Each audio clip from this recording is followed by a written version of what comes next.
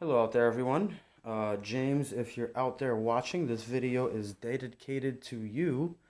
Yes, what we have here are some chainmail coifs. Just kidding, just kidding. Chainmail coifs. I know that's coif is not the way you're supposed to say it, but anyhow, right into it. Night guy. We've been doing some armor reviews, some new updates on some armor upgrades that I've recently acquired. A coif, I can't explain how important a coif is. These are actually coif adventile combinations, both of these that you see before you.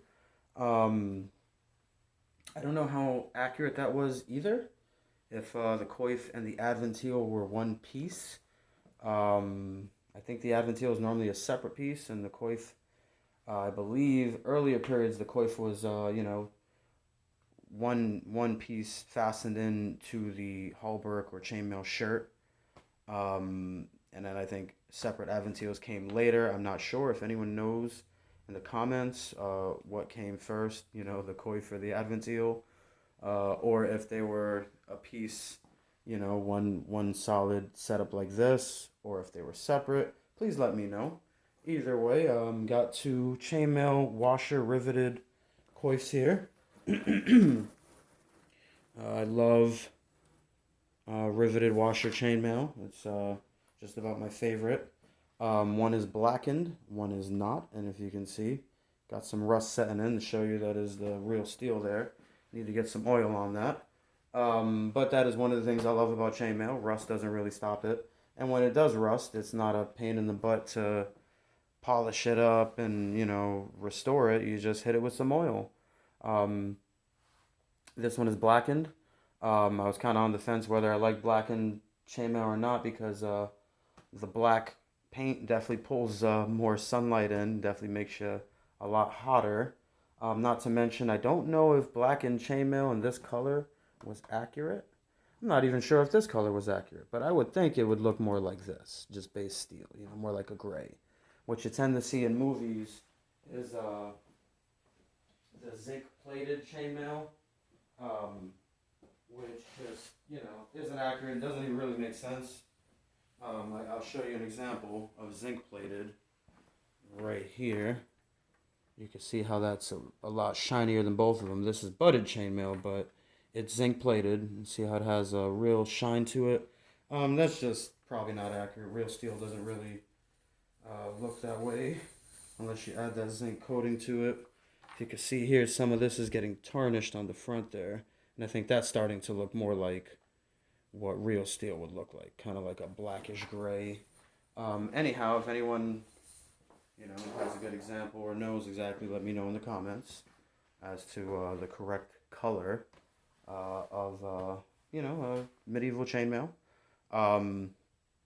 Pretty sure most medieval chainmails were actually mainly made out of iron. I believe these are mild steel. Anyhow, they've been pretty effective. They're a little loose. I recently got this one in. We were, doing some research on good face protection, and I decided it was time to try to go with a chainmail coif that has some optional face protection. See there, goes right on your head, and then you can cover up. Your eyes can still see, your nose and mouth are covered, and you're good to go. I don't know how historically accurate that is either. I don't really stress historical accuracy too much on the channel. We're having fun just more for training, trying to get a feel of what it's like to train with, some replica equipment. But I believe most chainmail, I believe, would have the face covered. I'm not really sure. I don't think it would make sense to really have your face exposed. Definitely at least up to the chin. Most of these chainmails, even this one doesn't have the face covering, so your face is a little more open on it. It's got some rust on it too. There, I gotta oil this one up. Anyhow, it has the face open, but it kind of hangs a little bit under your chin, which I just don't think, is really the greatest idea.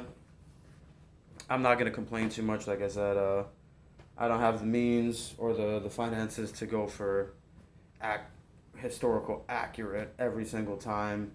That kind of stuff I feel really is going to be found in a museum anyways, and I'm not going to destroy a piece of a piece of art, priceless piece of art, just doing some medieval training in the yard. But either way, chainmail coifs, there you have it. This is the new one.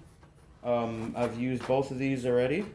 They work really good with nice helmets. Kind of give you an example here.